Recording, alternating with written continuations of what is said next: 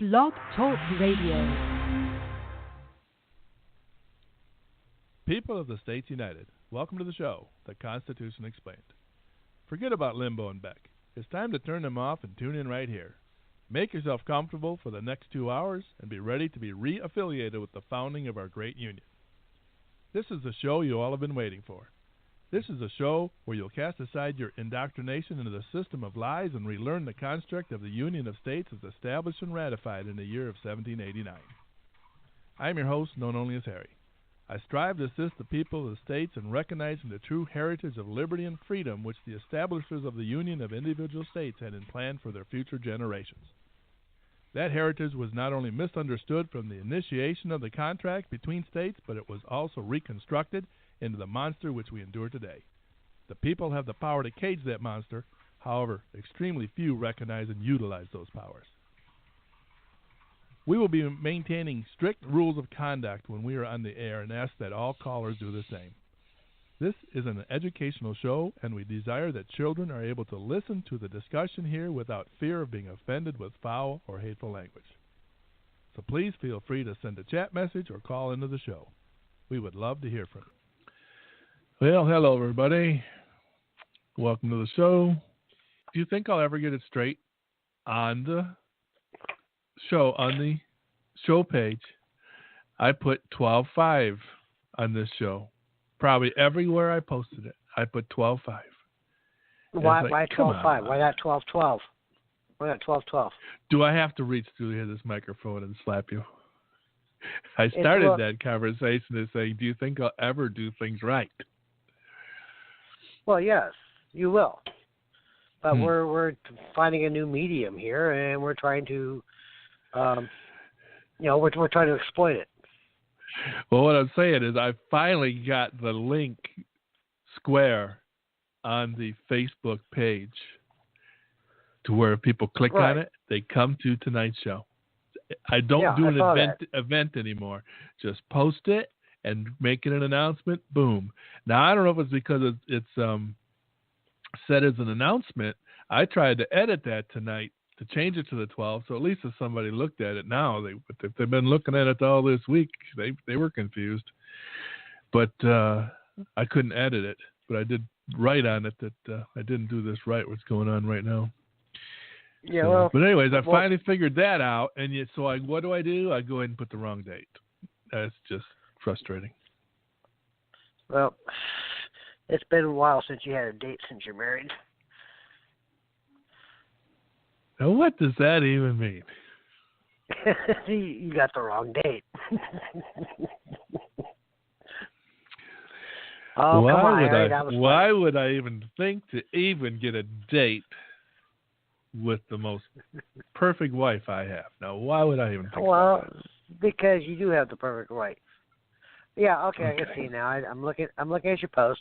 Yeah, December 10th, you posted Wednesday, 12.5. Yeah. Okay. Yeah, boy. Then you had to go explain yourself. Okay. Well, we'll fix this. So anyway, so I'm watching the studio. I don't know who's on. I don't know who's listening. I don't know. Are you gonna watch the chat page? I am on the chat page. Yes, I have it right in front of my face. I'm going to go ahead and start. Listening, I was going to say, if anybody's on the chat page on Blog Talk, chime in so that Harry knows you're there. You don't have to make a question. You don't have to make a statement. Just let Harry know you're there. And hey, why don't you go on the Facebook group page? I'm on the Facebook. I'm there. Make a post. Announce that that the show's going on right now. The link is below this post. The date is wrong. It's today's date. But hang on. Okay. You're an admin in that group. Then after you post it, go up in the right corner and click the drop down. It should give you the options to mark it as an announcement, and that will hopefully take it to everybody's in the group's feed, so at least they see it. Okay. All right, start your show. All right. Well, we ain't got much we're talking about tonight. Well, and nothing written down that I'm going to read a speech tonight. I've got topics to talk on. And I'm going to kind of ramble on the first one. Sometimes that gets me in more trouble than when I write things down and read it, but I'm still going to go to a topic that was far too often a topic on Facebook. Topic of abortion. The topic of abortion is such a dividing factor. People that believe in freedom, yet they'll get these arguments going on issues and just divide the people, divide the nations, divide the world. Now, to start off, I want to make it very clear. I think that abortion as a method of birth control is disgusting. And that covers everything else. That's superior to everything else I have to say on the topic. I feel it's disgusting for that human beings would use killing a baby as their means of birth control. There's way too many other methods of birth control. Way too many. The problem I have with the arguments I see with control, I see the same people that want to try to be the loudest voice, and that's what happens in our world today. It always seems to be the loudest voice that causes legislation to be created. When in the Union of Nations, legislation isn't supposed to be created in the first place upon the individual.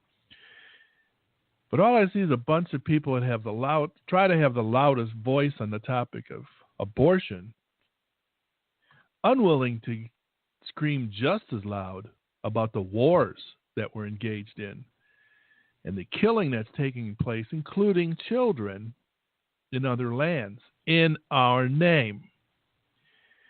To run to the government and say, you got to stop this woman from killing her baby, when technically it's her baby, because at the beginning I don't agree with her killing that baby as a means of birth control, but it's still her baby.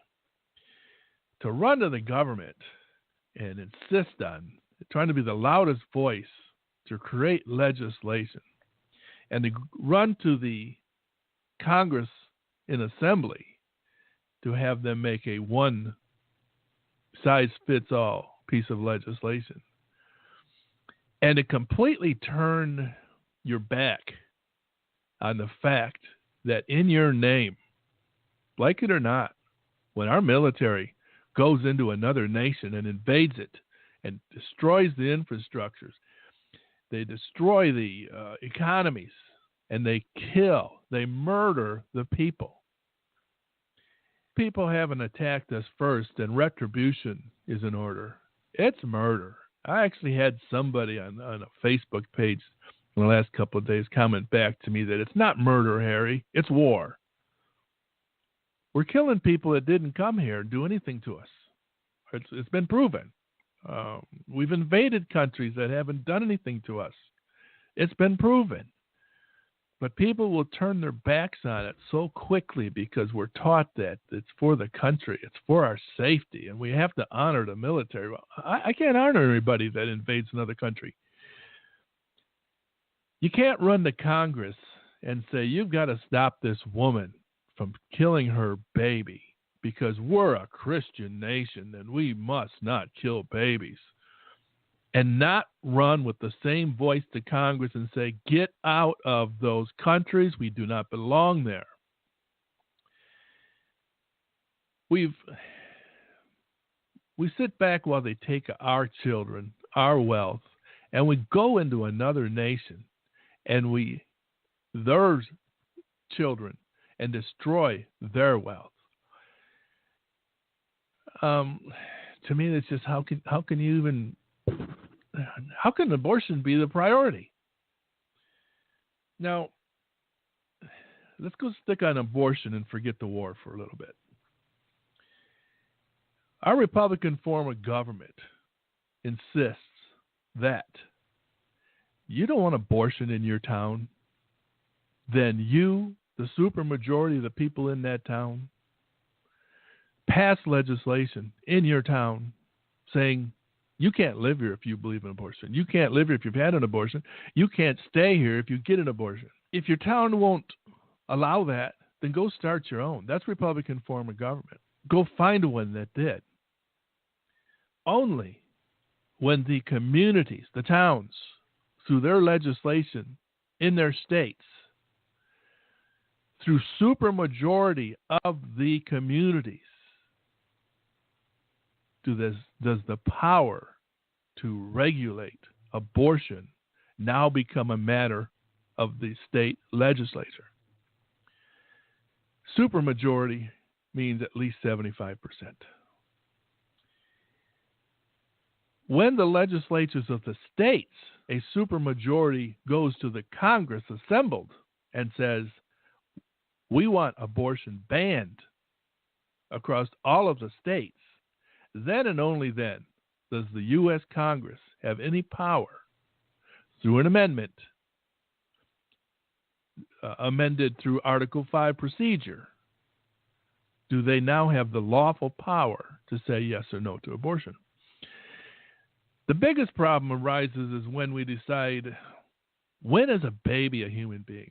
When does a baby have the right to survive, to have a life? Now, some might say from conception. Some might say when the heart starts beating. Some might say when it pops its head out. Plain simple fact is, society as a whole, the people of the states as a whole, have not made that decision. It's all who has the loudest voice, and that's not Republican form of government. That's democracy. When the people of the states, again, same procedure I just talked about abortion, decide this is when a baby becomes a human being and has the rights of another human being. When the supermajorities of the communities empower their state legislatures, then you can make that the decision of when murder in an abortion takes place at a state level. When the states in unison now take that same idea, have all agreed in supermajority when the date is, they then have the power to go to the U.S. the U.S. Congress and empower them to make legislation or an amendment dictating to the states. So that's why when people start talking about abortion and then they take the stand that they do on war, I can't sit back and consider people like that even that can even make the distinction between the two. Murder's murder. So if you decide abortion's a murder, you have to decide that killing in another country, a country where those people have done no harm to us in the first place, no physical harm,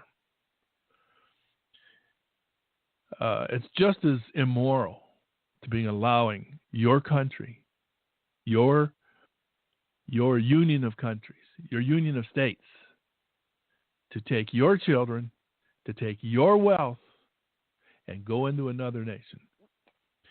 But then, maybe we should just kill them all. The acceptance of our society to the idea that the murdering of them is perpetually necessary is deeply embedded into our subconscious from an early age. History has brought about this approval from the earliest days, of which we have record. Today, this continuance of murder based on fear administers the need for most people to accept the tyranny which they falsely believe to be safety. Many countries of late have been illegally invaded in the name of preemptive strike. The people of these countries are being labeled as drone-worthy terrorists rather than patriotically protecting their own country. This is just as morally wrong as locking a person in a cage for religious reasons and setting them afire. The propaganda machine, which continually draws the uneducated into the sludge fest of the need to go get them, has lately attempted to label even protesters of the preemptively striking government's tyranny as terrorists. This practice must be questioned at every level. The people of the states united are constantly kept in the terror zone and fed propaganda, falsely informing them that the rest of the world despises the belief in freedom. The acceptance of these lies is the bonds which keeps most of the free people in slavery and in debt to the ruling class. Wars are profitable and funded through the working class's taxation. Tragically, the propaganda machine is quite successful, and most of the people from the invading countries, the States United, never question the authority which they blindly trust. If this is to be our future, if we are going to accept that all of these countries are out to destroy the American dream, then why don't we just kill them all? Let's build the biggest drones and load them with the biggest guns and the biggest bombs and just go over there and annihilate every last one of them. Kill them all. Providing that the American people recognize that every person in every country is just as alive and just as human as they themselves are, kill them all. Providing that the American people get back into the mix when it comes down to where they send their children with their wealth to kill other human beings, destroy their wealth, and murder their children, kill them all. Providing that the Americans washing their hands of the murders get actively behind the killing and stop hiding behind the practice blaming of the government, kill them all. Providing that Americans are lining up to enlist, not despising the thought of the draft being reinitiated. Kill them all. Every aspect of the wars being waged right now has been the result of the American people being dumb to the fact that their hands are blood-coated during wartime. The Pontius Pilate Act, the War Powers Act, has rid the American people of the decision-making process when it comes to war. Understand that taking our children to another country to kill other people's children is not, by constitutional design, a decision to be made by a king with Congress's approval. Leon Panetta telling Congress that he gets his orders from the United Nations, our children to war, and not from Congress, should have been followed up with a trial for treason. But the average American just sipped another coffee and went back to watching American Idol or the latest sports game. Providing the people believe that we should be over there bringing death with us, then let's bloody our hands and kill them all. Or we could just leave everybody that doesn't attack us first alone. James Madison said, "If tyranny and oppression come to this land, it will be in the guise of fighting a foreign enemy." James Madison also said, "It is a universal truth that the loss of liberty at home is to be charged to the provisions against danger, real or pretended, from abroad." So that's pretty much on that subject. However, I'm going to find my quote from Samuel Clemens wrote, "There has never been a just war, never an honorable one, on the part of the instigator of the war. I can see 1,000,000 years ahead, and this rule will never change in so many as half a dozen instances. The loud little handful, as usual, will shout for the war. The pulpit will warily and cautiously object at first. The great, big, dull bulk of the nation will rub sleepy eyes and try to make out why there should be a war, and will say, earnestly and indignantly, it is unjust and dishonorable, and there is no reason for it. Then the handful will shout louder. A few fair men on the other side will argue and reason against the war with speech and pen, and at first will have a hearing and be applauded. but it will not last long. Those others will outshout them, and presently the anti-war audiences will thin out and lose popularity. Before long, you will see this curious thing, the speakers stoned from the platform, and free speech strangled by hordes of fierce men who in their secret hearts are still at one with those stoned speakers, as earlier, but do not dare say so. And now the whole nation, pulpit and all, will take up the war cry and shout itself hoarse and mob any honest man who ventures to open his mouth. And presently such mouths will cease to open. Next, the statesman will invent cheap lies, putting the blame upon the nation that is attacked, and every man will be glad of those conscience-soothing falsities, and will diligently study them, and refuse to examine any refutations of them. And thus he will be by and by convince himself the war is just, and will thank God for the better sleep he enjoys after this process of grotesque self-deception. And for those that don't know, Samuel Clemens was known by Mark Twain. So, Paul, you got a rebuttal to my abortion thing, hon. Come on if you're brave enough, mister. Well, I didn't know what you're going to start with tonight, and so you threw me for a loop with that one. Well, I like throwing loops. Wait until next week. I thought we were talking about the Constitution. I'll wait until next week. Well, I did talk about the Constitution. I talked about how the right process is of creating legislation on abortion. Roe v. Wade was not lawful. Even the decision mentions their decision was based on the 14th Amendment. Well, yeah, it was all based on the 14th Amendment. Now, how far back did you go to understand the inception of this concept with Margaret Sanger?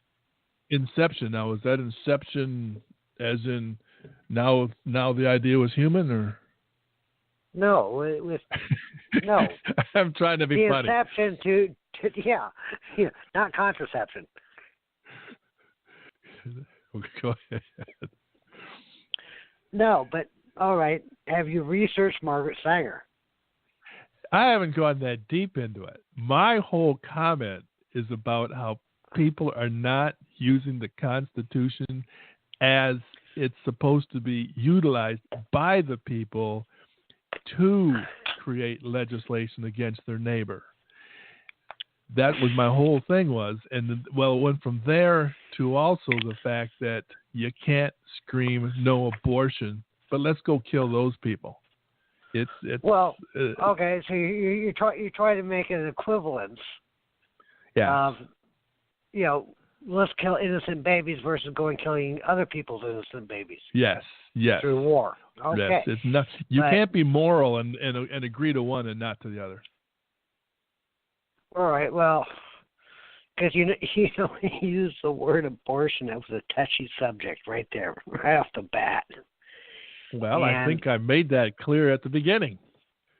Well, I know you did. It's just still, you're going to, you probably triggered a lot of people right now. Well, I triggered people when I did my talk about a Christian nation. And I'm not worried about truth. I want the truth out there. And don't get me wrong, people. If you want abortion of any kind, unlawful, in any of the states, there's a process that you go through to do it right.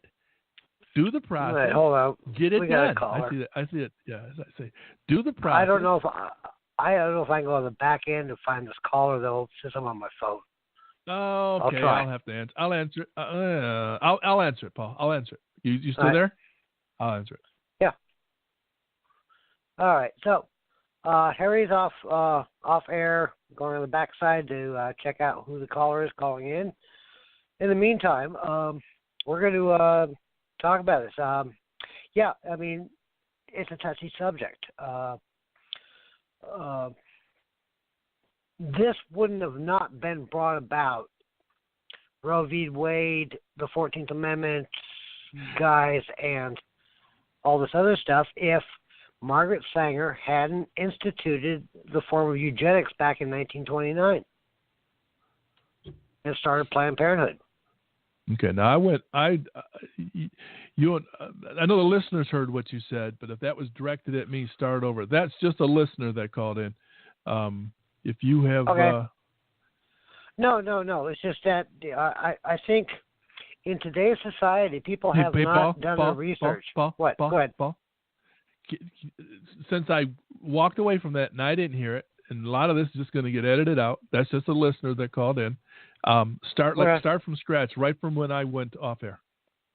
Oh, I just said that Harry went off air to check the caller, and that the whole abortion thing could be a triggering moment, but it starts a lot earlier that people don't understand.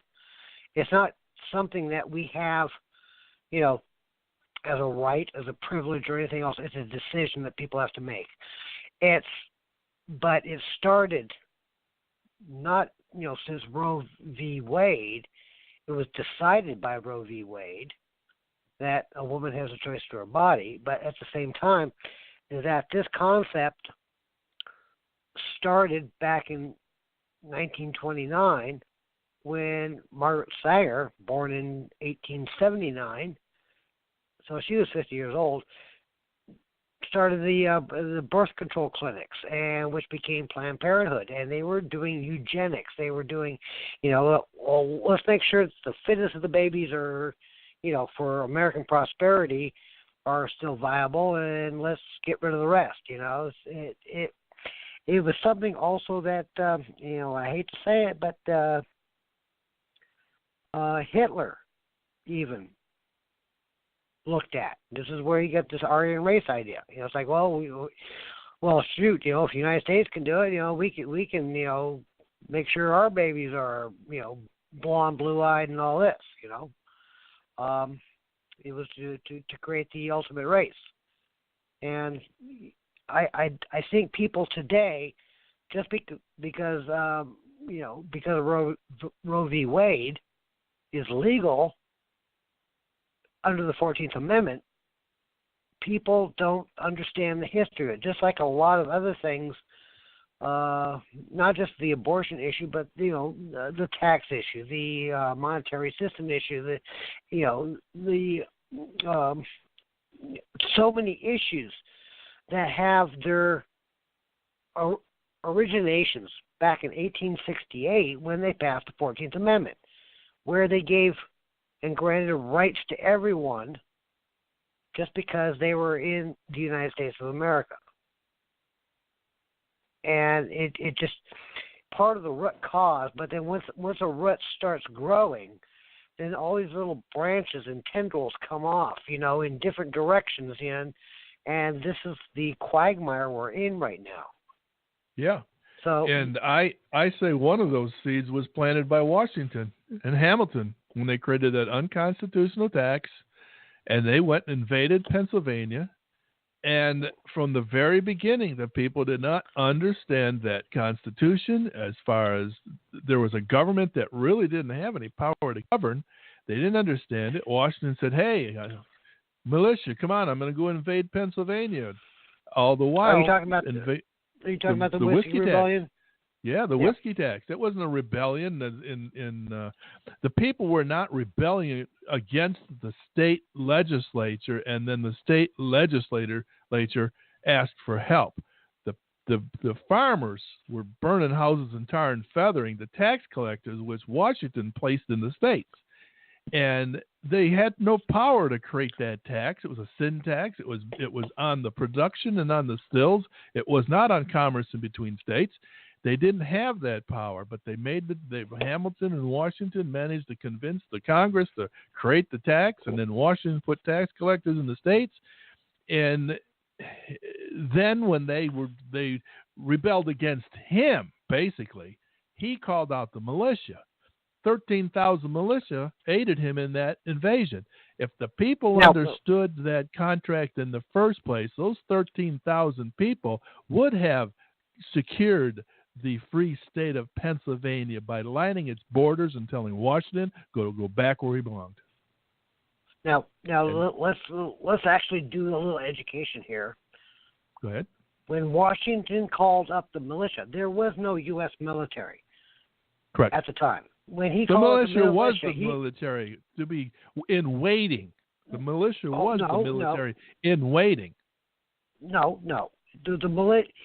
See, if Pennsylvania was revolting, then he was able to call up the militia of New York, New Jersey, of Rhode Island. He could have even called up the militia of Georgia and say, hey, you guys down here in Georgia, under the service of the United States. At that point, they're the militia. Or at that point, they are the military, only while that task is being done, right, and then they go back to their states. Right, but he was able to call on a sister state to say, you people in Georgia, you militia, go up to Pennsylvania and execute my orders. Right. Because I'm the commander-in-chief. Right. And, he's only just so people understand. No, he's not commander-in-chief. The President of the United States is not commander-in-chief of anything until Congress draws the militia together and creates an army. That is the only time. Well, the President is commander-in-chief of the Navy, who's supposed to be patrolling our shores. But as far as an armed force, he's not commander-in-chief until the army is created, and the army is not created until the militia is called up. And the reason that militia was called up was unconstitutional. Right. Well, let's just jump forward another, 70 years to 1861? Yeah. Yeah. But I'm saying the corruption, the going past the real words, the twisting and turning of it started at its infancy. The people never understood it, so they did not enforce it. They're always talking about they need to follow the Constitution. No, the people need to enforce it. Yeah. You don't fill the uniforms. That's just like all the people today. I was like, oh, well, the government needs to set term limits. Yeah. It's like, no. You got term you're limits. The one you call the voting booth.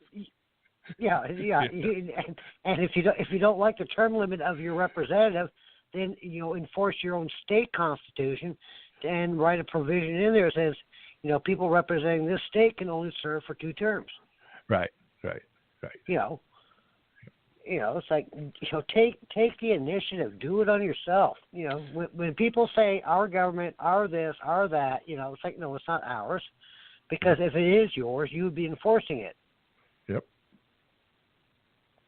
So, but that's all I got right now. Oh, no, I did have one more thing that I heard you say. I'm shaking. Yeah, I know. And we had a discussion on this last week, is to use proper words and proper terminology. You're saying the American people or the people of America, and I think the proper term would be the people of these American states. Well, I almost always say people of the states. You mean when I was reading that thing? Yeah. I need to go through I need to go through and edit that. But I would say I wrote a long time ago. I would say the people of these American states, because we are states united still. You hear in my introduction that I usually refer to them as the people of the states, and I would say these states. These states. You're saying these Americans, these states. The people of these American states. All right, I'm turning it back over to you. That's probably 3, maybe 4 years ago that I wrote that. Maybe even longer. I'm not even sure when I wrote that. All right. Well, if no one's calling in to talk. Well, let me go check the Facebook page. I'm not seeing any chat. I was going to talk about. We're getting close to the holiday thing too, so it's like Yeah. Well, they better all come on next week if they want to hear me sing Christmas carols. Oh, no. Huh? We'll do a show next week with Ion playing Christmas carols. Oh, we already had that discussion. We already You had and me that. or you and Ion? The last show when I mentioned Christmas carols, you brought up Ion again. Yeah, well, yeah, because he's a much better, musician than you are. Huh. His exact words the last time I sang with him was, "Wow, you have a nice voice." So, well, I need to get that. I need to hear him say that. Okay. Anyway, I'm going to go to the next topic I had. I was going to kind of just play around with. I'm hoping we get some calls in because I don't want to sit here. We're going to do a show on this topic someday. And Paul, stay on because you're going to have a lot to say about this. We're going to have a show on this topic eventually. And I just want to kind of play around with it tonight because I couldn't think of anything else to talk about until and if somebody actually called in and wants to talk. And by the way, listener, if you decide that you want to talk, just hang up and dial back in. That way we know to answer the phone. There's no button you can click to say, hey, wait a minute, I got something to say. I want to talk about, these people that want to sit out and say, oh, the Constitution is illegal because the Articles of Confederation were usurped. Well, maybe it was. Okay, I went to dead airspace there for a while. I'll just edit out, Paul. I noticed you went to see if he wanted to come in. Yep. Okay. Yeah, he said he could talk. Well, if he's ready to talk, bring him on because we need some fill in some space here rather than just my voice. This is a talk show, not a Harry talk show. Go ahead, bring him on. Hello. Hey, caller. Hey, how's it going? Not too bad. How do you want? Go ahead. How do you want to be identified on the air? What's your name? Or give a false name if you want. I don't care. Well, I go by Ed the Anti-Fed. You go? Ed the Anti-Fed. But okay, I'm having a little trouble hearing that, but hopefully anything else you have to say I hear okay. Yeah, and the Anti-Federalists were basically the ones that noticed the Bill of Rights. They weren't thrilled about last time in the Constitution. But your one point on the states back in the 90s, Colorado, I think there was a couple other ones, put term limits on the federal employees.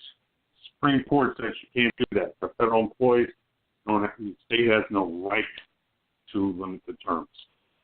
And of course, you got the 17th Amendment that, the state should be able to also have the legislators like they used to pick, and bypass the 17th Amendment. So the 17th Amendment was bad law, and the fact that we can't even, limit the terms on our own senators or congressmen because the federal government says no. We are supreme dictators. We're going to tell you what to do. Well, how familiar are you going back as far as the 14th Amendment? That's what me and Paul talk a lot on is the 14th Amendment. Well, the 14th Amendment, the 14th Amendment sucks. I mean, the 14th and 16th, the 18th, 17th, and 18th Amendments, terrible. All four of them are terrible. Well, let's go to the 14th Amendment. The 14th Amendment is when the people of the states were put under the jurisdiction of the Congress and the President. The states were put under the jurisdiction of the Congress and the President. The Supreme Court states were put under the jurisdiction of the Supreme Court of the United States. Up until then, other than issues directly involving the Constitution, the Supreme Courts of the states were superior to the Supreme Court of the United States. Right. And, technically it was never ratified anyway. No, it wasn't.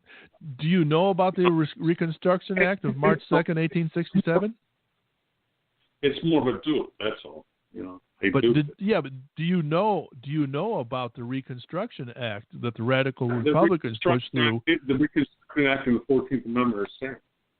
They're pretty much the same thing. The Reconstruction Act came first, but the Republicans says, no, this isn't going to work. This will be too easily changed. So we want to make an amendment. No, listen.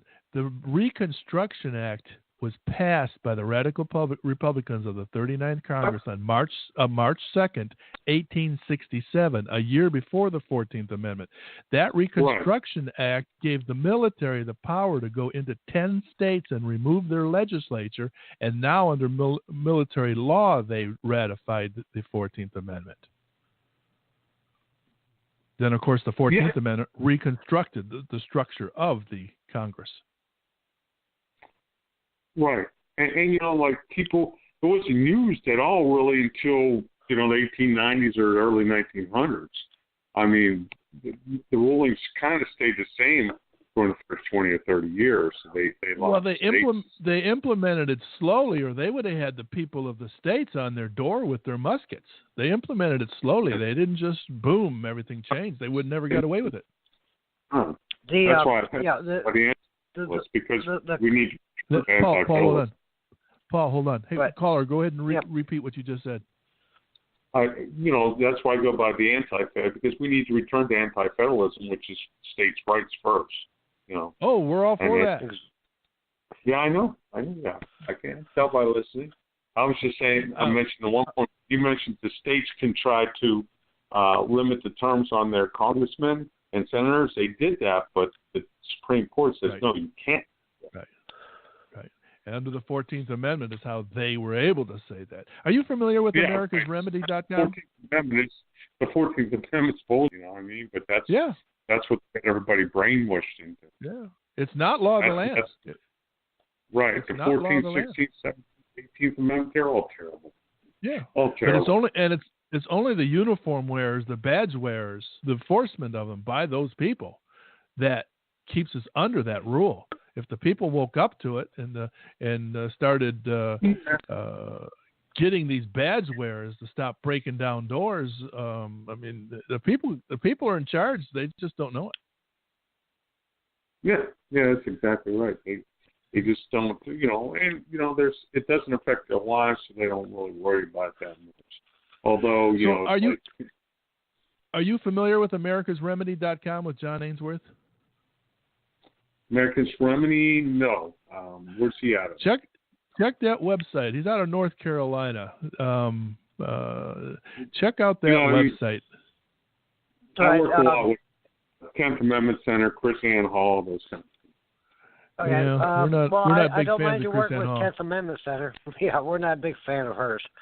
Why aren't you a fan of Chris Ann? What's your problem with Chris Ann? She's a 14th Amendment denier. Yep. What's that?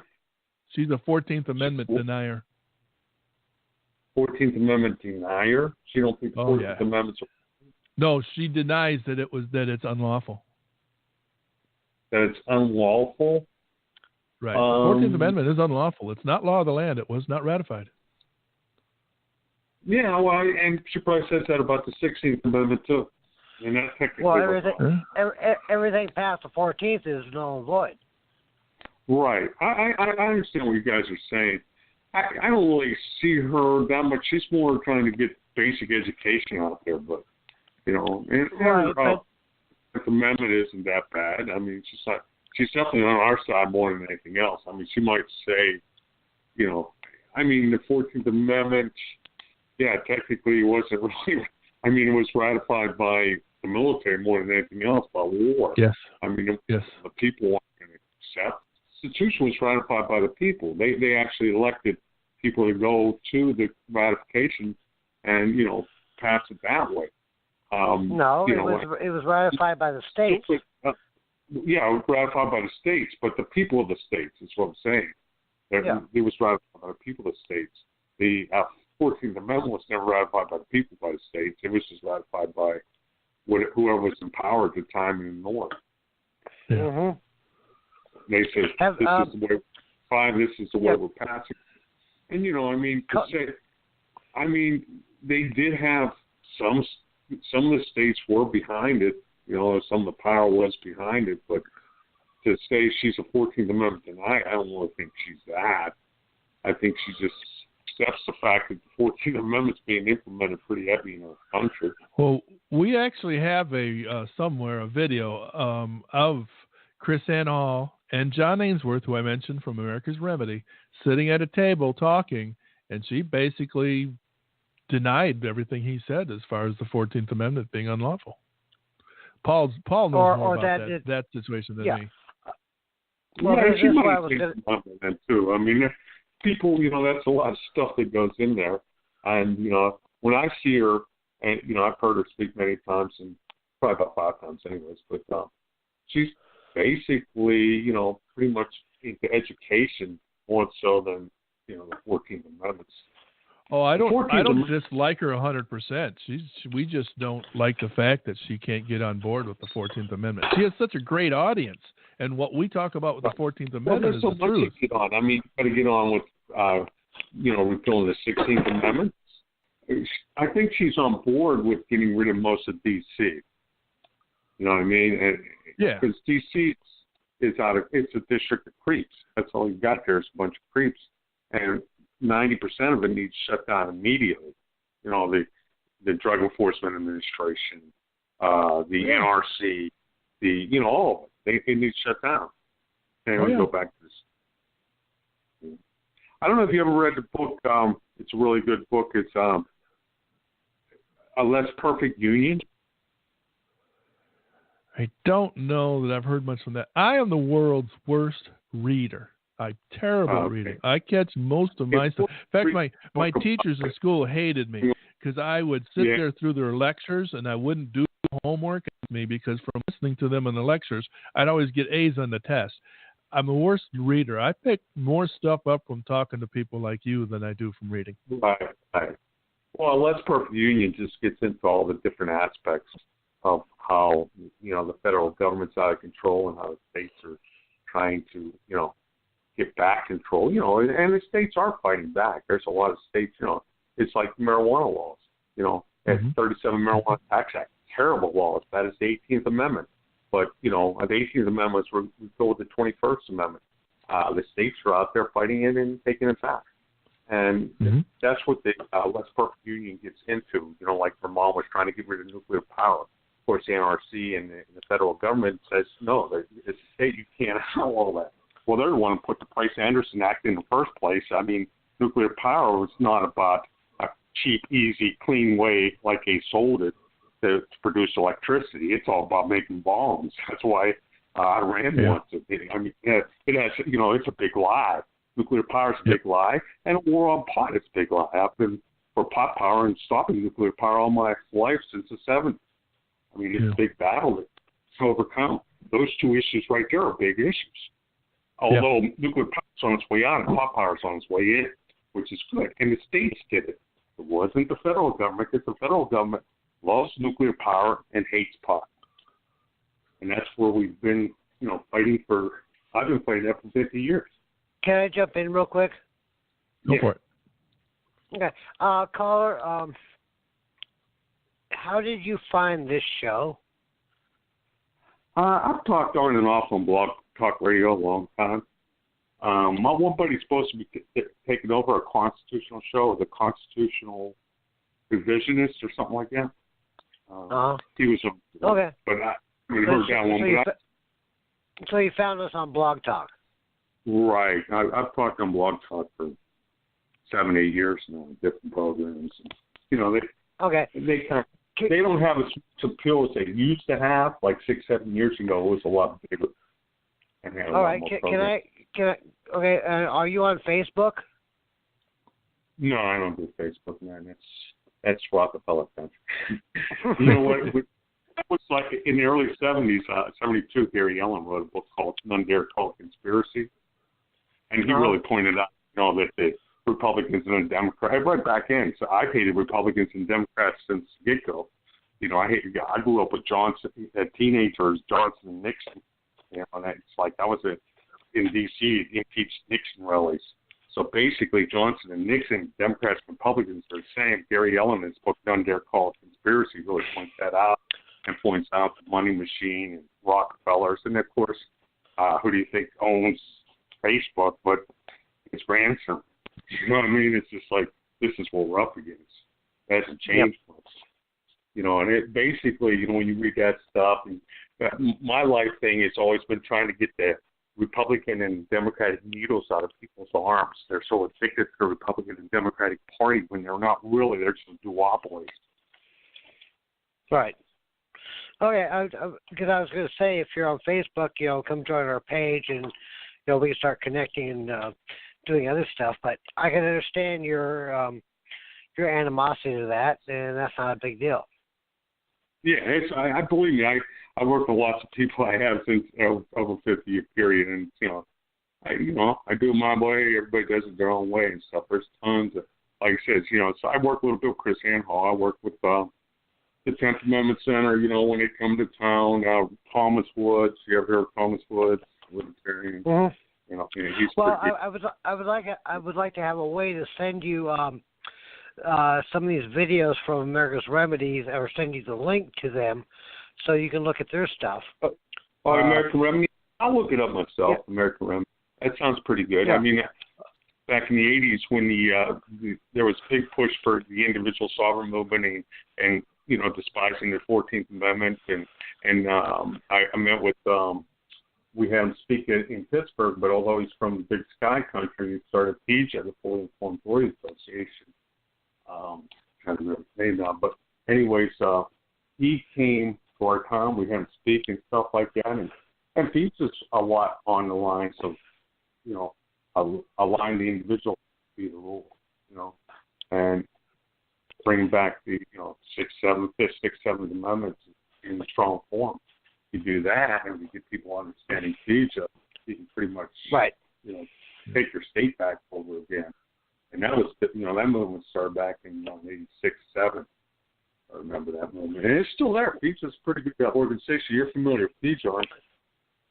Well, if I could make a suggestion, if you go find America's Remedy, the first video you should watch is called Original Nullification. Original Nullification. Yeah. Okay. Yep. Yeah, I got yeah. Are you familiar with the Kennedy brothers? I just finished Nullifying Tyranny. And then Woods Road Nullification. I haven't seen that. The Kennedy brothers, and actually, I know DiLorenzo, he's down in Florida. The Kennedy brothers down in Florida, but DiLorenzo wrote a book called The Real Lincoln, and he's got a lot of books on nullification, on the states' rights issue. And the Kennedy brothers wrote a book called The South Was Right. I don't know if you ever read that one or heard of that one. No, but I'm writing it down. I'll go look at it. See, here's the whole thing we're trying to do here is that there's so much, so much mythology and patriot mythology out there that we're trying to break through it all and get down to the brass tacks of what's going on, not all these assumptions that some people make about this law or that law, and this is where America went off the rails. We're trying to get to the truth. Where do we? The basic truth, the National Liberty Alliance. You're familiar with them, aren't you? National Liberty Alliance. Yeah, check that one out. I mean, they deal with the oath of office and basically getting down to the trial majority. A lot like PIJA. And I might have seen American Remedy. I'll check on it. My best friend just started one, and we're big on nullification. Constitutional Cafe is when it's supposed to be doing a constitutional thing on. Constitutional Cafe. I got. Can I ask what state you're in? Yeah, I'm in Florida. Oh, you're in Florida. Okay. Yeah, originally from Pennsylvania, and D.C. was like going 70s and 80s was like my second home. I did so many D.C. demonstrations. If I can teach King Nixon and get rid of all these idiots. I've hated Republicans and Democrats since the get-go, and my goal is always to take a needle out of their arms because so many people get addicted to them. They think that's the only solution when they're just a duopoly. In fact, Jesse Ventura wrote a good book. Okay. He wrote a good book, and it was called The Bloodocrats and the Democrats. He just says these two are gangs. They're just gangs that want power, and they rip us off. He hit it. Yeah. You know, in the middle there. Okay. So. All right, hold up for a second, caller. Harry, we got another caller, and I saw you. That other caller just wanted to listen. Okay. Yeah, I answered that already. Cool. Well, Okay. I've been taking down notes on what Dean's saying, and just I'll have to go look this stuff up. You know, see where it takes us. But check out Constitutional Cappuccino. Okay, now I caught it. Yeah. I thought you said cafe. Yeah, I'm sorry, I did, but it's cappuccino. Okay. Constitutional you check that cappuccino. out. Constitutional Cappuccino. He does a lot of good work. I help him with. He's got a book on the Constitution too. All right. And we're both. Not to promote what we're doing here or stuff, but Harry's doing a show once a week on the subject topics he wants to do on the Constitution. But he's bought the whole month package, so we've got available nights if people need, as long as it falls into line with, you know, truth, freedom, everything else, you know. If we want to build a network. Yeah, that makes sense. Yeah, make a network on Constitution liberty. Yeah, you know, because our most valuable resource is liberty. You know, and liberty will never be elected. It always has to be defined. So you have to really understand the essence of it and get down into the depth of what, you know, Thomas Paine and Patrick Henry and Jefferson, how they felt. And all of them weren't perfect. Liberty, Adams had a lot of bad points too, man. I can say Samuel Adams. Well, like Samuel's better than two, but you know, it's just like even like Hamilton, he was great in his own way, but he was, you know, he still wanted power too much. And most people do get on power trips, you know. But Hamilton was probably the best writer we had, other than Paine, who was from England, but technically was an American, you know. And Paine was opposite of Hamilton. But Hamilton, when he wrote the Federalist Papers, basically wrote for. So, you know. But Hamilton was a banker. Hamilton was. He was a banker. He was. Well, he wasn't. He just wanted to be in the in crowd and wealthy.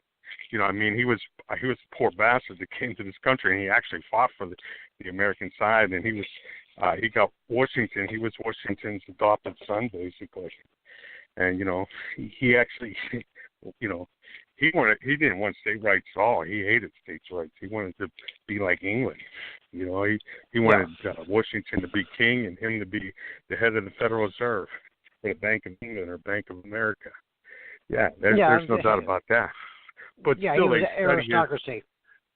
Right, but there was still, he studied his Federalist Papers like there's no tomorrow, and he was the main guy behind the Federalist Papers. Of course, there's the Anti-Federalist Papers too. That's why I go by the Anti-Fed. Yeah. So, you know, and everybody refers to the Federalist Papers, and nobody even looks at the Anti-Federalist because the coup was the ones that wanted to do us harm called themselves Federalists, and so the ones that were trying to protect the Union of States at the time under the Confederacy called themselves Anti-Federalists, and you know that's why I call myself the Anti-Federalist, the Anti-Fed. And basically, the Anti-Federalists want the Constitution ratified. You know, but they said, we're going to have this Constitution. You better give us a Bill of Rights. Thank God they got that. And that's what we're fighting for right now because, you know, the Federalists are out of control. The Federalists are Marxists, you know, both the Republicans and the Democrats. No, because the Federalists today, they keep using the word national. Well, they can use nationalists, but they're not nationalists. They're basically Marxists. I mean, if you read, Marxists, but they use words like, it's for national security. which just means government. Right. You know. We want to secure the Marxist. We want to secure the Marxist banking system. We want to secure the Marxist tax system, graduated income tax. We want to go read the 10 planks of the Communist Manifesto. We want to secure being able to tax up property. Go read them, and you'll see what they're implementing. And it's Republicans and Democrats that are doing that. So when you vote Republican, when you vote Democrat, you vote Marxist. You're voting for the system is what you're doing. Yeah, the Marxist system. Yeah, Marx had it wrote down. They wrote the system down. I mean, it worked great for the wealthy people because they're going to run the banking system. If you look at, it really has nothing to do with the worker. It has to do with, control. I mean, the 10 planks are nothing about liberating the worker. The 10 planks are about putting in property taxes, income taxes, central banking. That's what Marx is about. Oh yeah, no. But it was contrived from the very beginning. It's the problem is the people fell asleep and allowed it to happen. Yeah. And the people were never totally awake anyways. I mean, liberty was never promised, and we never had a free moment in this country where it was totally, we're living in a libertarian utopia. We're always going to have to struggle and maintain, and hopefully we can keep our unalienable rights. Unalienable rights weren't granted to everybody in the beginning, and we had to fight for that, and it's always going to be a battle. No, because we're in a in today's society, we're in a situation where we're in the American dream. Oh yeah, we got freedom, we got liberty, we got this, but and the government will make sure I'm protected. Yeah, they're taught to believe that, and they're taught to believe you need government to take care of you. Yeah, the indoctrination centers. Exactly. Indoctrinate everybody and they believe that that's what you need, and the biggest enemies to American liberty are the Republican and Democratic Party and the mainstream media. Yeah. Now that you're off of speakerphone, and I can hear your voice a lot better. Can I get your name properly again? Yes, Ed. The anti-Fed. So Ed, the anti-Fed. Okay. Hey, you know what the anti-Feds were about. The anti-Feds were about the Bill of Rights and unalienable rights. I'm for the unalienable rights that our founders, the anti-Feds, wanted. They wanted decentralization. They were all about the Kentucky and Virginia Resolution by Madison and Jefferson. They were about standing up to the Federalist Party and to the big brother government. They were trying to put on that. And, and it's not like any of them guys were perfect either. They were slave owners and everything else. I mean, it's just something that we got to realize and study and bring out the truth. And really the best thing comes from, one of my favorite T-shirts I made up is George Rule. Two things that can describe American exceptionalism. George rule, but we need to understand we rule, and that any law that government makes it's bad, we have the right to overturn it by trial by jury. Okay, well then that's great. Apparently, just for everybody listening, Harry got knocked out, and he's trying to get back in. So, Ed, it's you and me. So you want to continue the show? You want to talk about something? Well, actually, I'll probably give you guys a call again sometime, but my dogs are getting impatient. I got to take them for a walk. So that's fine. I'm going to let you go, but think about George Rule, and if you get a chance, look up Constitutional Cappuccino, and you can hook up with my buddy Frank, and he'll hook up with you on Facebook. He'll tell you all about me, and he's like my best buddy. No. So. Okay, I can do that. And George, that was your buddy. Ed, if it's okay with you, I've recorded your number, and I would like to be able to give you a call off air sometime. Yeah, I'll give you a day sometime. I would appreciate that because I'd like to talk to you some more. Oh, sounds good, man. Okay. Hey, I studied liberty, man. I know what liberty's about.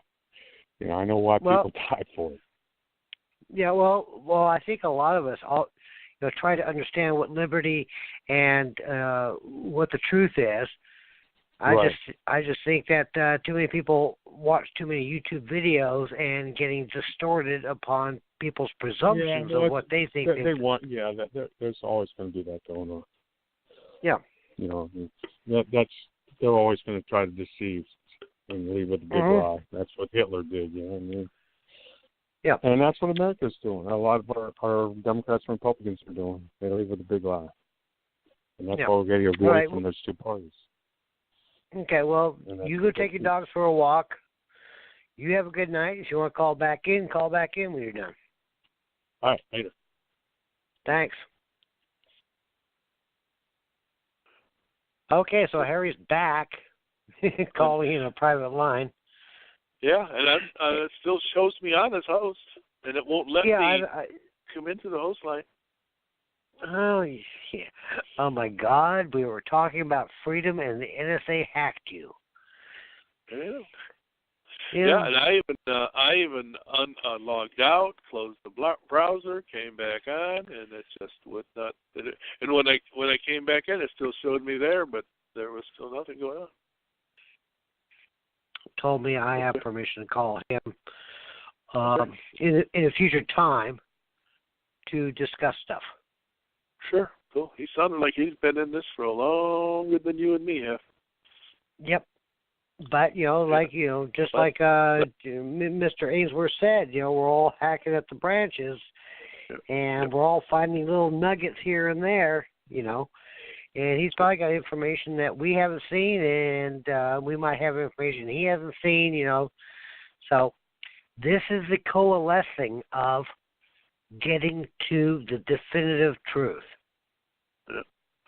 No, he seemed to have information back as far as Nixon. I mean, I remember Nixon, but that's back when I was over in Germany as a teenager, and I didn't care anything about what Nixon was doing. And, well, we're down to 41 minutes.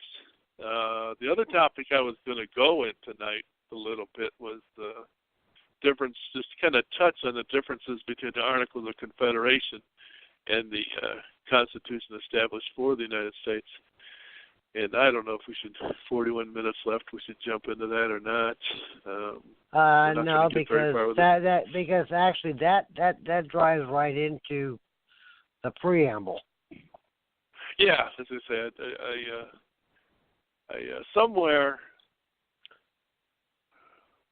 I mean, I think we should do a show just on the Articles of Confederation. Should we be doing that before the preamble? We could, because it was a loose net establishment.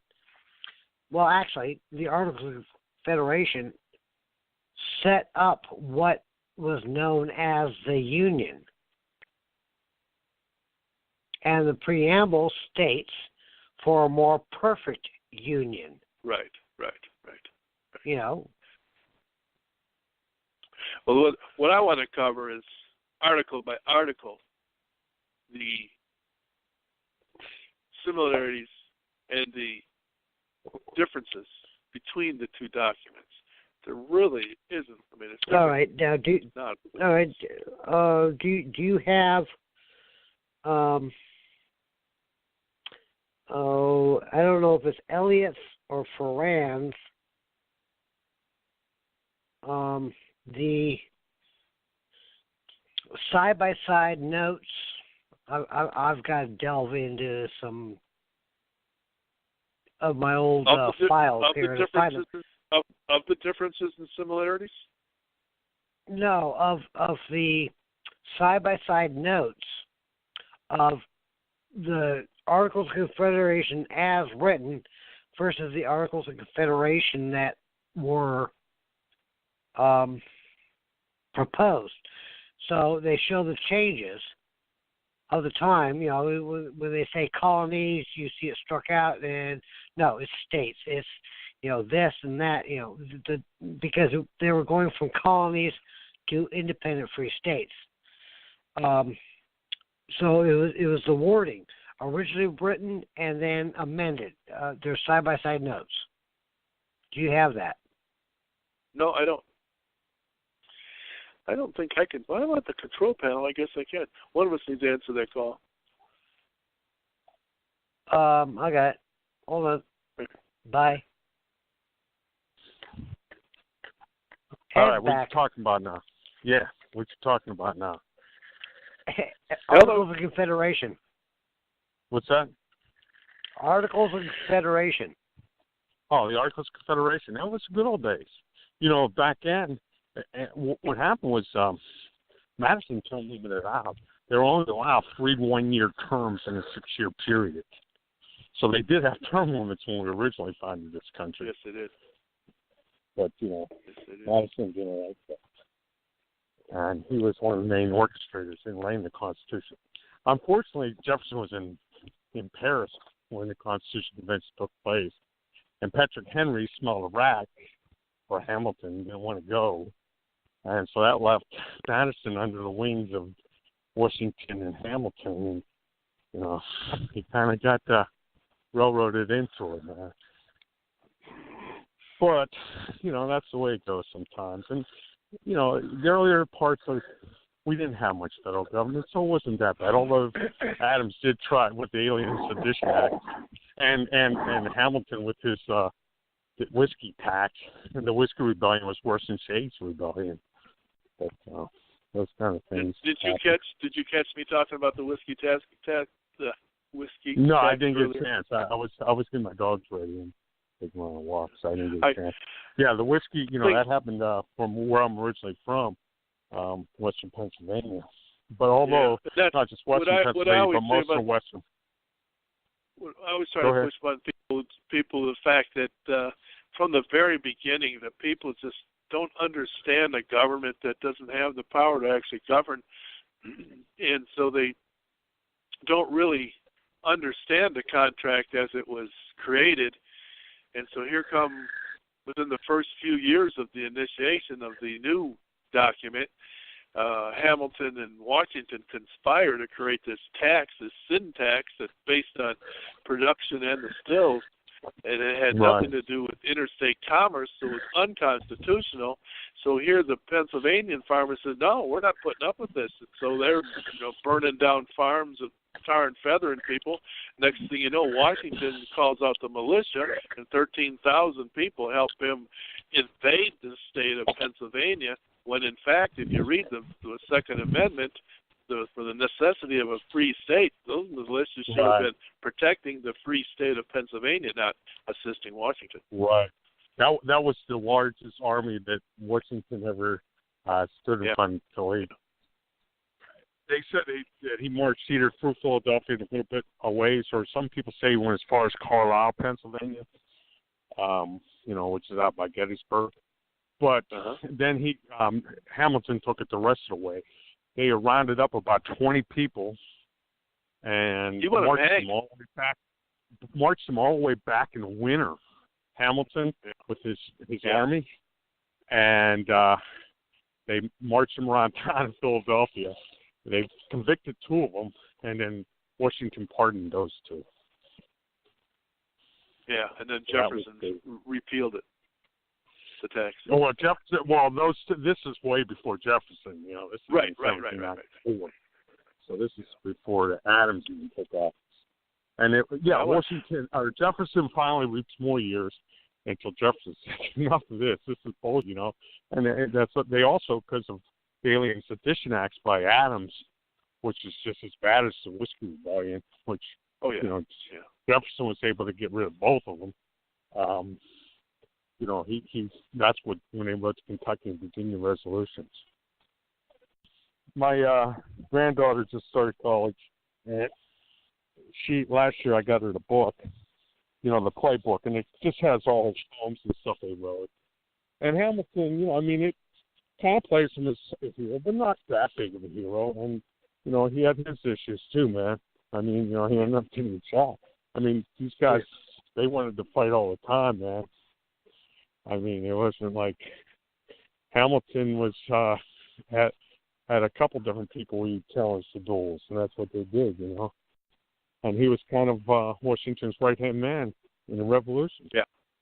You know, so he's not. You got to look at them all. I mean, Washington and Jefferson, they were slave owners, and Washington did get rid of his slaves, but Jefferson was so far in debt he couldn't, you know. And Monroe took right after him. I just finished reading a really great book. It was called The Apostles of the Revolution, and it's Apostles of the Revolution, and it's about Paine, Jefferson, and Monroe, because really those three all went to, you know, they all went to England and Paris, and they were all, you know, dealing with the battles that were going on, and you know, none of them were at the Constitutional Convention. Monroe wanted to go real bad, but Madison didn't, you know, they just didn't pick him. I mean, and Patrick Henry refused to go, but Monroe wanted to go. But then Monroe ended up being, you know, it's like Governor Morris, the Federalist, was after Jefferson left Paris, because he was there during the Constitutional Convention. That's right when the Revolution in France started. But it wasn't bad at first. And then Governor Morris got there, and that's when it really started going downhill. And Paine was almost executed. They put him in prison, and he almost was executed. And, you know, Governor Morris didn't do anything to get him out. He was all pissed off at Morris and Washington. In fact, he didn't, you know, when he came back to the States, he lost a lot of favorability because he not only his Age of Reason was kind of anti-Christian, his book, but also he wrote an open letter to Washington, and that kind of really put his favor down. Although when he did come back, I mean, Jefferson was still a friend of Monroe. When Monroe got to Paris, he got him out of jail after he'd been there for 10 months. And Monroe says, hey, you know, he knew Jefferson wanted him out of there, you know, because Jefferson knew he was the better anti-Federalist writer, although he was a little. Well, I was going back to the whiskey tax situation and wonder, had that not taken place, or had the people comprehended the real construct, and the militia had lined the state's borders and said, Washington, go back, I have to think we'd be living in a completely different world. Possibly. Or the South would have won the Civil War. You know, but you can't really, you know, second guess history. And the thing about it is, you know, they were. I was considered backwoods then. You're only talking maybe, you know, they lived on the other side of the Allegheny Mountains, on the other side of the Appalachian Mountains. You're talking maybe 5% of the population, in fact. Yeah. So they were kind of poo-pooed. So I wouldn't think so. You know, it's just one of those things that. Okay, that was a big time for federal government, you know, when they did that. The whiskey tax was very terrible. I agree. Yep. You know. Yep. And if they had grasped the concept in the first place and understood what the words meant, and they had followed them and enforced the Constitution then, because once they got past that, where they followed us into Pennsylvania, it was a starting point for a lot of things. Yeah, it was, but also at the same time, it woke up people like Madison and Jefferson to say, "Wait, this is wrong." And then that's when the Democratic Republicans, or the anti-federalists, they were branded anti-federalists by, you know, Hamilton, just because that was the anti-name is always a bad thing to get. Right. And, you know, they were branded that, but they took the Democratic Republican clubs and they started springing up all over the country during that time. And, you know, Adams and Hamilton saw those as bad when they were really just group meetings of people talking about liberty. So that's what really led to your first two-party breakup when Democratic Republicans came into existence. You know, and that's, and it you know, liberty is a precious, precious resource. And to know it, like I said, is the best thing. If an educated populace is a cornerstone of liberty. In 2 words, and if they can only understand, towards rule, we can overrule any bad law. Yeah, to know it and want it, because a lot of people just don't want it. I don't want to think. I don't think change. I'm fine with it. we're in a material world. Materialism to most people is more important than liberty. And you can see that they're all chasing big houses, big cars, and 401ks, and as long as where's my free Obama cell phone? What's that? Where's my free Obama cell phone? Yeah, I hear you. Well, and that too. I mean, I don't really mind the social giving, although they have no right to do it as much as I do all the people out there taking our actual still rights away. Here in Florida, man, I was just ordered. And they still elected him senator, but this past year, Rick Scott just outlawed the right to bear arms to 18 to 21-year-olds. Yeah.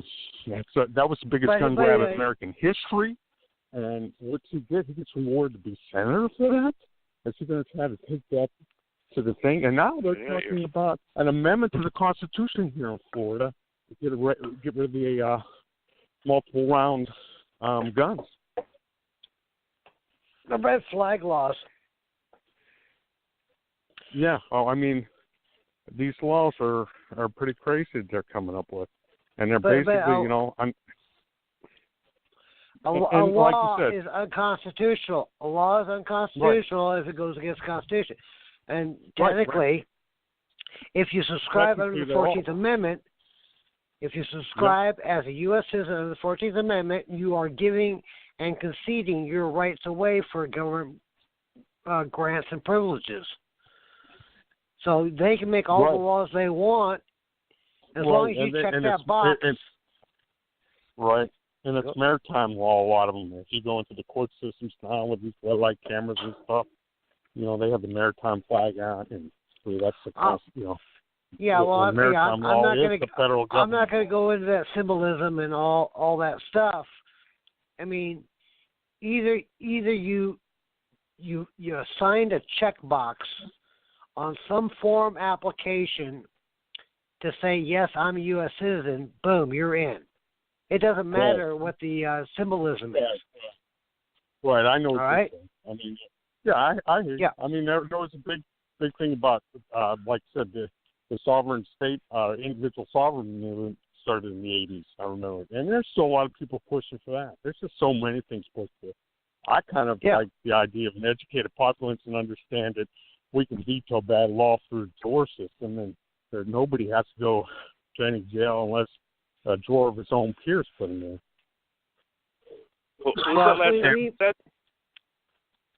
And they should all be done at the state level. What was that last sentence you said? I didn't quite catch it. And I think it was something I really liked hearing. The drawer of their own peers, the only way they can lose their liberty is if a drawer of their own peers feel they're a threat to society or threat to their community. You're right on track with the thing. You're right on track with the things we talk about. I don't know how many times just in the last month I've mentioned to people that we shouldn't be under anything, under the jurisdiction of anything, any entity other than 12 impartial. And ourselves, the consent of the governed, and we are the governors. And anybody in governments are servant, and that's the basic concept of individual sovereignty. And it's like I gotta read to you what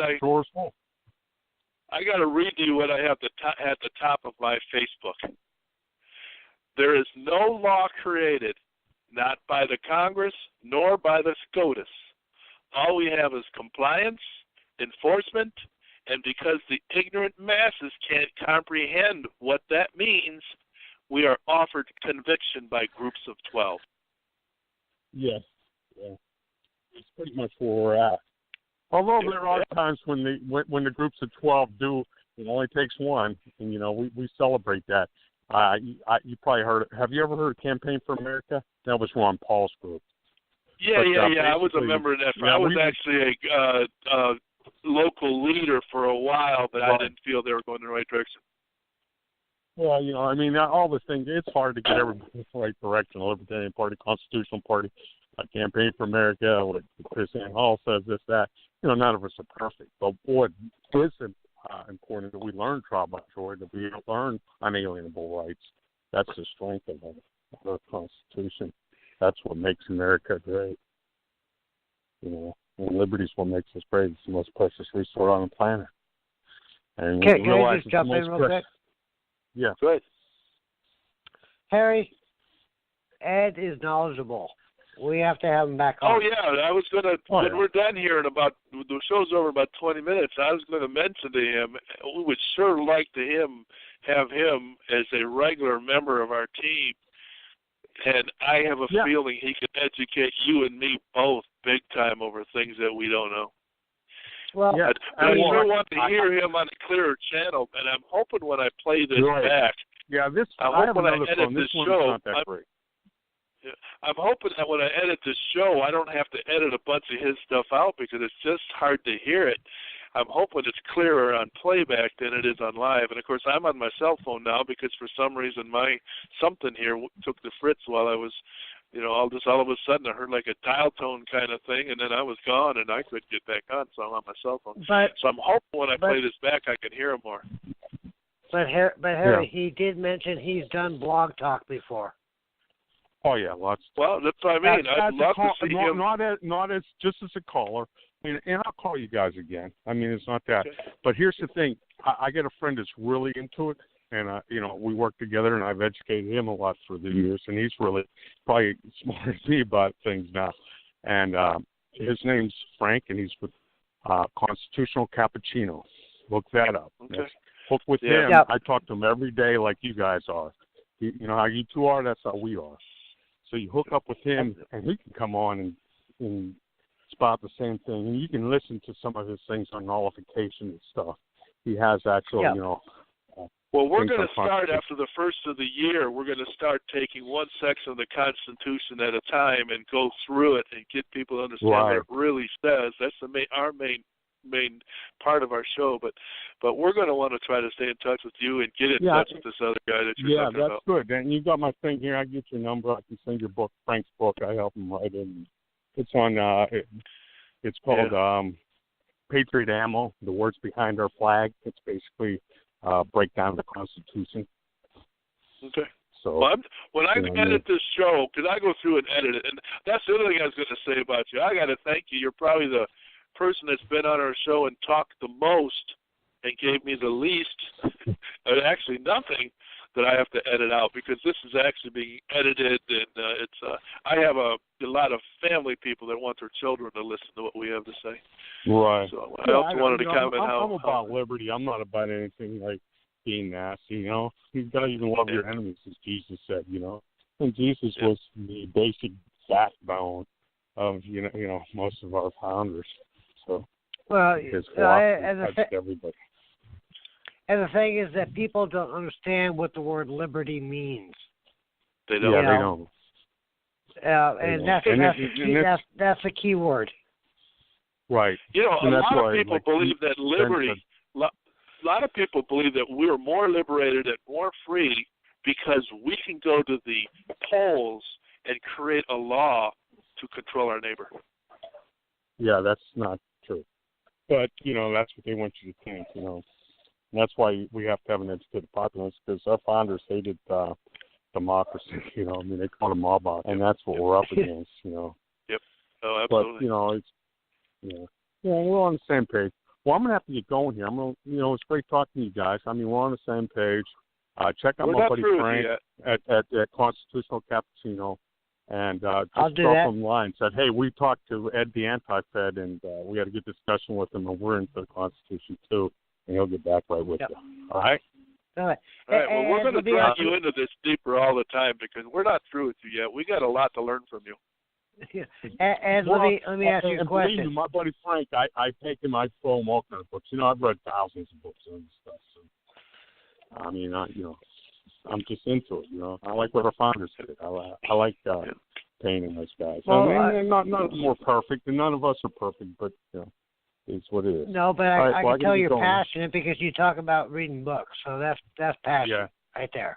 Yeah, that is fun. I love it. So, all right, you guys. Well, thank you for your time.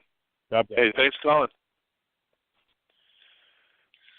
I'll talk a little more if I can, because actually this was a good show. Ed, that was just speaking, parlayed a lot of good information. And if you're listening to this on playback, I would suggest that you might want to, if the audio comes through clear, to research what he was saying and go look at those sites.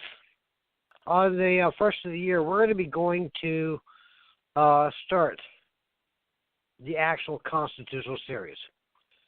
We got 2 more weeks in December that we're going to do open calls, open discussion, whatever you want to talk about, and it helps us because we need you people to help us formulate, how we need to proceed with this educational series. We're not going to be the standard, status quo of, this is the educational process we're going to tell you. No, this is what do you guys want to learn about? What do you want to know? So if you want to drop some comments in the blog talk, if you want to drop some comments on our Facebook page, which is the U.S. Constitution Explained in children's terms, then, let us know. Anyway, folks, I hope you're enjoying what we're talking about because it's open discussion. It's what we talk about, Not too many people are talking about the Constitution. Most people are talking about, what was so-and-so wearing on that TV show? And what was this person wearing on that TV show? And what was this person talking on that TV show?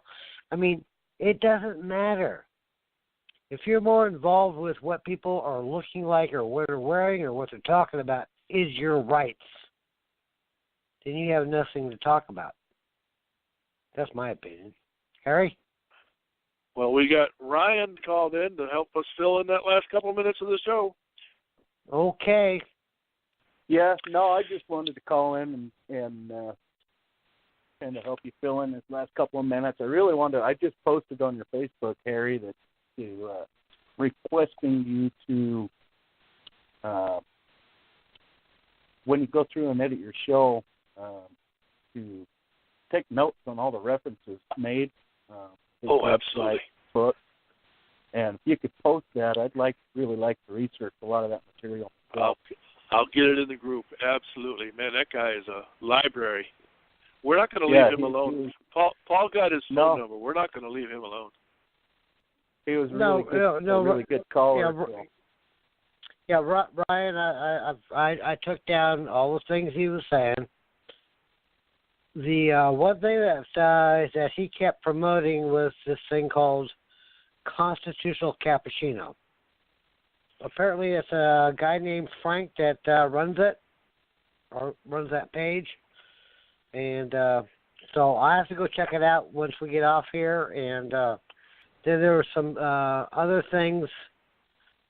Also, he mentioned the Apostles of the Revolution. It was a book he read. What was that one called? Apostles of the Revolution. Yeah, that's one I may be picking up because that's the kind of stuff I do like to read. And then Ryan, he also said something about something called the Kennedy Brothers. Kennedy Brothers?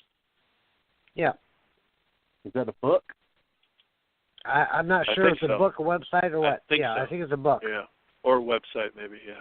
I'm hoping my mic just didn't go out because if my mic system is out, I won't get it back up and running in time to sing these Christmas carols for next week's show. Well, we don't want to hear that. But one thing Ed did say, though, that I couldn't jump in on at the time, and he made reference to, he did talk about Governor Morris, which was a great thing, because people know who Governor Morris was. And he's the gentleman that wrote preamble to the Constitution. Governor Morris was a very smart man, and he wrote the preamble. And then, I can't remember if it was, I think it was Samuel Adams that asked him, he was like, well, why did you write it to we the people and not the people of the states? And then Madison replied, because we are the governing body of the representatives of the states. I'm paraphrasing here. You know, if it was a people of the states, then it would be inclusive. You know, it would have brought, and that's the mentality we have today. Everybody reads those words, "we the people." They don't read the last three words, "of the United States." You know, they read "we the people," and this is this unification thing that we got going on now. It's just like, ooh, what happened to "we the people of Pennsylvania," "we the people of Ohio," "we the people of Michigan," "we the people of Texas"? No, we're now "we the people of the United States." That's the 14th Amendment mentality. Yep. Hey guys, because you're a U.S. citizen. Just real quick, I just looked up that Apostles of the Revolution. Yeah. It's available on Amazon for $23.79. And actually, now that I'm looking at the cover of this book, I'm pretty sure my wife already bought that for me for Christmas, so I won't need to buy it. I was with her when we bought a few books, and I said, I want to read that one, so she wrapped it for me instead of my son. I was going to give it to my son, but I said, I want to read that first. Your wife's going to get some extra loving tonight because she already knew what she needed. She already knew I wanted to read that book. It was actually at a used bookstore here in town, and we stopped by there and picked up a few things for my son. But I saw that one, and I kind of thumbed through it a little bit, and I thought that was something that I needed to read. Well, it was. No, just scan it and send it over, would you? Yeah. But it is available on Amazon, $23.79. I'll probably be ordering actually, that. Barnes and Noble has it for $22.99. So really not a lot of different price there, but. No, but those, and the Constitutional Cappuccino is a website. Okay. Yeah, I'll have to bookmark that and look through it a little bit myself. And I don't think it's a Starbucks site. What? I don't think it's a Starbucks site. No. Oh, you had another caller. Paul, this is Mike from New York. He's going to talk with us for a while. Well, you know, I heard you mention Morris and the preamble and everything, and you're absolutely right. That was very interesting. But something else should be pointed out there, which causes some confusion. A lot of people mistake Governor Morris with Robert Morris. And Robert Morris was an interesting person. He was a businessman. And I brought this up repeatedly when Obama pulled his stunt trying to say that you didn't build this, and they were attacking small business when he and Hillary were on that roll. Do you remember when they were doing that? Remember when that was the push? I do. Okay. And I threw that out there, and it seems like they don't understand the history or know anything about it. I'm no Einstein either, but it's out there. The facts are out there that if it wasn't for a small businessman, that Congress wouldn't have had the loan. This guy co-signed and arranged for the loan to Congress to get the money to pay the Continental Army. So they give him the credit as being the one who financed Wait a second, the revolution. Mike. Okay, well, what I was saying was I brought up this subject before, and using Robert Morris as an example to counter Obama and Hillary's claim that small business, that you didn't build this, that it was the government that built everything, and if it wasn't for small business, to tell you the truth, there would be no government. And it's a fact that they conveniently overlook, that if it wasn't for this businessman who ended up dying from more or less penniless, he lost his merchant ships, he lost quite a bit. I don't think he was ever repaid by the U.S. government, and he was a key figure in the Constitution in those days. But people confuse him with Governor Morris, the two of them, and I think at one point they did work together. I don't remember the exact history of it, but they did know each other. But I mean, there were a lot of people involved with it. But I just wanted to point out that there were two of them. That way, if there were some listeners that are out there, they don't confuse the two, and they understand that one of them is the key person that helped finance the revolution, and as opposed to the governor. It is an important thing because if you go back into it, I was reading quite a bit about it, that how Congress could not get a loan. None of the European banks, the banks that don't trust the government, they would not give a loan to the government. And if it wasn't for Robert Morris coming in and arranging for it and co-signing for it and getting the money that was needed to pay the troops, we wouldn't have had those troops would have gone back to their farms. They would have gone back to their homes. We would not have had a Continental Army. Huh. So when Obama and Hillary were on that rampage of you didn't build this, well, neither did you. It was small business, and the American citizens that built it, not you, not the government. So that is a key thing. So there are a couple of key Morrises involved in, with our founding fathers. What bothers me is I don't see the schools. I mean, after being involved in what started as a hobby from a young kid with history, and going through, my whole life, hopefully, God willing, I have a few more years left. I think I do. But I see the kids today with the Common Core and what they're teaching in school and the indoctrination that's out there and what the kids are lacking. And there's a void. They have no foundation for anything to really build on, for them to evaluate a situation and rely on their foundation, the knowledge of history to draw a parallel on. They don't have it. Yeah. So these kids, they know nothing about American history. They know nothing about the Constitution. And I'm going to tell you something interesting that really struck a chord with me. I was at it was a political convention. I mean, I'm a conservative. I'm a Republican.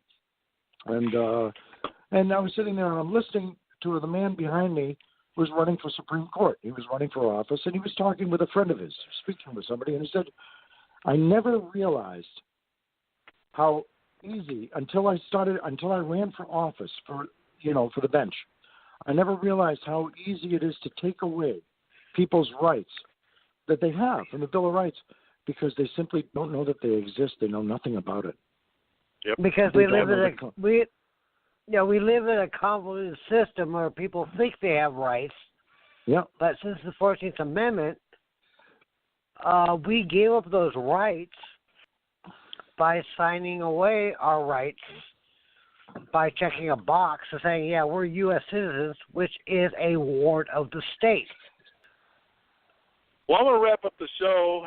So I want to thank everybody for listening, thank the callers. I even want to thank those that are listening and don't feel like calling in, whether you're friends or foe or listeners or you actually called in. I want to thank you much. That's what we're here for. Glad to see we're not wasting our time. But we'll be back next week for our Christmas show. I keep telling Paul I'm going to sing Christmas carols. He doesn't believe me. It'll be quite an event. So come on back next Wednesday, 8 to 10 p.m. EST. And I want to thank again Ryan for calling in, and I want to thank Paul for being here. And this ends the show. Good night, everybody.